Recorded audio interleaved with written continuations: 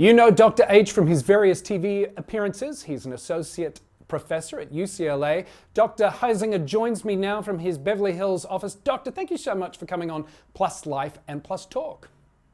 Thanks for having me. So, for those who don't know, you have an association with quite a famous HIV patient, and you were with him back in 2015 when said patient, Charlie Sheen, revealed his status on national television in the United States on the Today Show. What was that moment like for you to be there in breaking what is considered still by many a very taboo subject? Well, it was terrifying in a certain way because we were broaching something that was taboo. You know, we had an individual's livelihood, being an actor on TV, in the balance. We had certain individuals that were blackmailing and were trying to use this disease as leverage to gain money. And from my angle, we had this huge educational opportunity. But basically, as I walk in, I'm told, hey, why don't you write a one page that kind of explains this all that we're going to release nationally. And that got the sweat flowing freely from my face, because you can imagine somebody that has a little OCD like me and not an expert in HIV. And I wrote this as a non-expert in HIV, but became one basically in the process, having to literally within an hour write something that millions of Americans would read. And I wanted it to be impactful and also having it accurate. And so that was the scariest thing of that day for me. Well, and you certainly were breaking news that in a way was ahead of the game with what we now talk about as U equals U and undetectable equals untransmittable. We now know that that is to sort of be the scientific statement, and the CDC and the World Health Organization, everybody else says U equals U and it is fact. Now that's what it is. But back in 2015, the CDC wasn't quite there yet, and you were essentially going on breakfast television here in the United States and sort of saying what U equals U is now.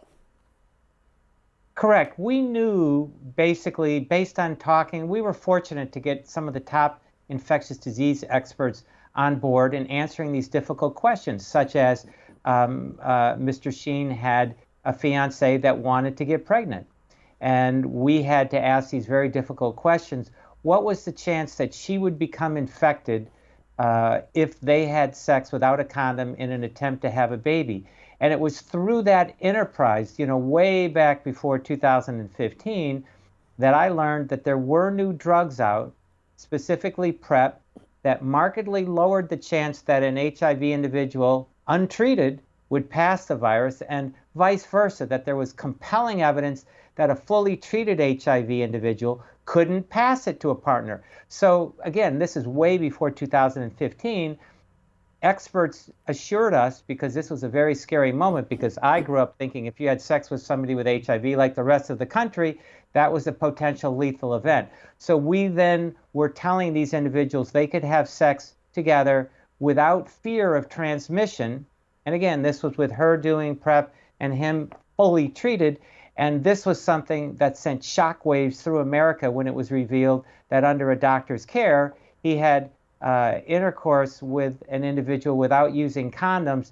And this just had incredible reverberations. And that's why I wrote this book. And that's why I took a huge amount of criticism. People in newspapers said that I was worse than Charlie Sheen, that I was an enabler, that I was dangerous to the women of America. And that hurt, reading those things in a newspaper. And it just galled me that people in responsible positions in journalism in this country would write such things without ever checking with an accredited doctor. And that's when I said, okay, even somebody like myself, who isn't an infectious disease expert, I've got a lot of knowledge that people in this country need to get right now. Yeah, and here we are in 2020. We now know that U equals U is the accepted norm. But why do you think the medical profession was sort of behind or hesitant to release this information? As you said, some of these studies had been going on since 2000.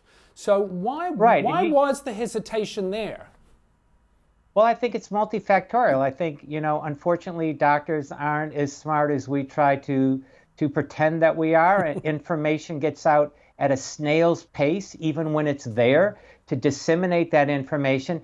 and huge biases occur against people with an infection that is not fully understood. And HIV is a classic. We're seeing some of that with the coronavirus now. We're already starting to see panic set in and people doing crazy things, to individuals from China that are being, treated in a certain way. And with HIV, you had to ramp that up a factor of 10.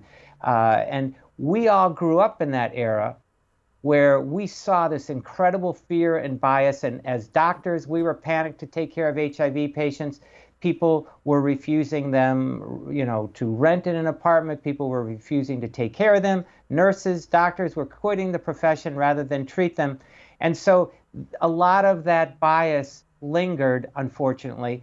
And it really is going to take some time to really get that clear. And again, if I may interject, again, I thought the one compelling thing that I tell people, and still no one believes it, is, again, pretend you're a typical young American woman in this country. I ask them, what is the most dangerous, what is the most high-risk activity in terms of getting HIV? Is it going to the top nightclub and having intercourse with the best-looking guy with a condom, or is it going to someone like Charlie Sheen, an HIV-positive individual, but fully treated under a doctor's care, and having sex with them without a condom? Again, an individual at a nightclub, you use a condom, you don't know them, with an individual with known HIV like Charlie Sheen, having intercourse with them without a condom. And it turns out orders of magnitude higher risk to have sex with a condom with an individual you don't know, because there are many individuals, up to 20% of people with HIV in this country are unaware. So there's a group of people with HIV that don't know it. There's a group of people with HIV that know they have it that aren't fully treated. They can pass the disease. Meanwhile, condoms are only 80% effective. Meanwhile, you have someone like Charlie Sheen, an individual with HIV fully treated, they have, we believe, a 0% chance. People have no idea that just going out on a one-night stand with an individual they don't know with condoms is far riskier than what we talked about on that national morning TV show. And that single fact is, again, the motivation for me to be getting involved in this field. Well, and thank you so much for saying that and making that point. I, as someone living with HIV, has said in situations where I've sort of had to discuss my status with people, look, you could go and hook up with someone off a Grindr or one of these apps that tells you that they're Sure. STI free and you could wear a condom. Here's me telling you, I'm living with HIV, I'm under care, I'm undetectable, and because I see the doctor every 3 to 6 months, I have a full screen of STI health check. You kind of know what you're getting. But still the mentality in this country and around the world is, yep, but I'm safer with the person with the condom. How do we start to change this? For as much of me shouting U equals you and people like your patient Charlie Sheen and others who are out there putting the word out that if you're healthy and undetectable, you're okay. How do we change people's minds in this country? Well, that's a great point. And I'd like to bring up in that regard, one of the things, I told Charlie when he decided to come out, you're going to save more lives in this one announcement that I probably could hope to save my entire medical career. And I think that was borne out by what's called the Charlie Sheen effect. There were several medical articles that were written about it. And again, immediately after he came out with his announcement, I think the internet searches across the world went up 600%. The number of home HIV tests doubled literally over an incredibly long period of several months. And these effects were something like 7-fold more than, a single day's worth of the World AIDS Day, which heretofore had been the highest rated HIV awareness event. So we have to realize that most medical messaging has come top down from doctors. And let's face it, we're boring. We're like, we're a little march in straitjackets. And this is not what the public engages in. The public engages in interesting people, specifically celebrities in certain instances. And it's interesting that people have no sympathy for individuals with HIV. as a group, but if you identify individuals and what's going through, then you can get empathy. And so I think this was a classic example about how we can get the word out on HIV without without further stigma. But it's a long battle, and I can guarantee you this day there's huge biases against HIV individuals. And I as a straight male, I feel a little bit, I'm talking about HIV all the time on some of these interviews for the book and talking about all the other STDs. And, you kind of people assume you have the diseases. And it's a taboo. No one wants to talk about this. Yeah, absolutely. Sorry, go on. Nobody wants to interview this for TV. No one wants me back on the Today Show to talk about the lingering effects of this case with Charlie Sheen. There's no interest in it. They want to go on some other Piccadilly subject. Yeah. And I have to say, HIV as well as, HPV and some of the other, significant high risk STDs in this country, it's the last taboo. People do not want to talk about it. They don't want to have a book about it on their coffee table. They don't want their neighbors or their loved ones to know that they have any interest in it, because I think people just assume their close relatives are going to think, if you have this book in your house, you've got a problem. You must be HIV positive or STD positive in some major way. And so people just elect to go, well, you know what? If I have a problem, if I have signs or symptoms of HIV, if I have signs or symptoms of any STD, you know what? I'll go to the internet and look it up if I get those symptoms. And of course, they're fooling themselves, because the majority of HIV, the majority of all STDs present with no symptoms. And so if people don't know this stuff, if people aren't aware, they've already missed the boat. Well, and I always sort of scratch my head on the subject of it being so taboo, yet every living creature likes to get it on sometimes. So it's something we've all participated in, yet we can't talk about it. Absolutely. Can you speak to the sort of the change in statistics amongst the fact that HIV is not just a gay man's disease, and in fact in this country, rates are climbing in heterosexuals who are engaging in this? Would that be fair to say? That would be fair to say. They certainly are in the high risk list. As I recall, the numbers recently were about 1.1 million individuals in America living with HIV, and 45% or nearly half are heterosexual men or women. So this is definitely not only a gay disease. And we have to recognize, and worldwide, even more is amongst children, women, and heterosexual men. So yeah, this whole presumption that it's somebody else's problem is absolutely unequivocally false. And ridiculously dangerous. Talk to me about how an HIV diagnosis can lead people to depression and to substance abuse, and why that is. Well, with any disease, you have to present it in a way that people realize, it's something they can go on with. If people get diagnosed with something and they feel their life is over, that they can no longer be sexually attractive, they no longer can get a partner. I mean, as you know, back when I started being a doctor, people were driving themselves off bridges when they have herpes, a completely innocuous disease because it had such bad PR. So the same sort of thing certainly has happened in the HIV world. Number one, because of the cataclysmic potential health benefits before we had great treatment starting in the mid-1990s. And secondly, because of this incredible stigma that lingers to this day. But if we make a diagnosis, as we did with Charlie Sheen, very quick, the earlier you treat, the better the long-term effects. And we get an individual and we say, okay, you have this disease, this virus, HIV, for which there is no cure, but we have an amazing treatment. We can guarantee that if you take this lifelong antiviral treatment, your longevity is essentially normal. Your ability to have partners, to have children, if you so elect, is essentially normal. And, the biggest issue that you have is other STDs. So you have to present it in the right light, and we have to educate other people in the world so that these individuals that get HIV, don't go into that downward spiral. And again, you get HIV when individuals that are unaware of the disease or get improper treatment are there. And so we to try to help the whole problem, we need awareness. And so we need people in high-risk groups, and that's men who have sex with men, that's individuals that, engage in sexual working, they exchange gifts or money for sex, people that are exposed to blood products, intravenous users, and as you said, heterosexuals with multiple partners. I'll repeat that twice. Heterosexuals with multiple partners are at high risk.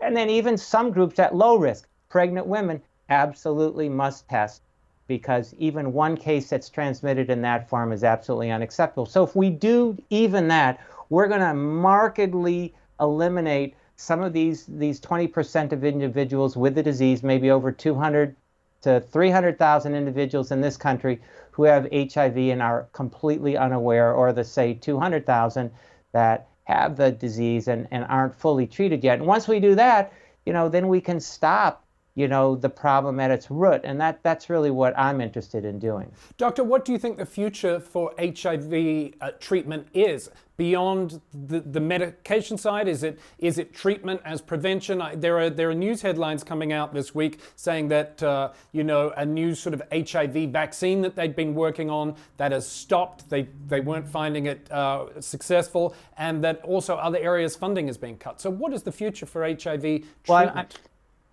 I don't think there's any question that we're getting to safer, easier to take regimens. I mean, it used to be that giant cocktail of very toxic substances that had all sorts of side effects, which was better than the alternative. But now we have drugs that have very little, if any, side effects and can be taken literally one pill a day. That's a huge advance.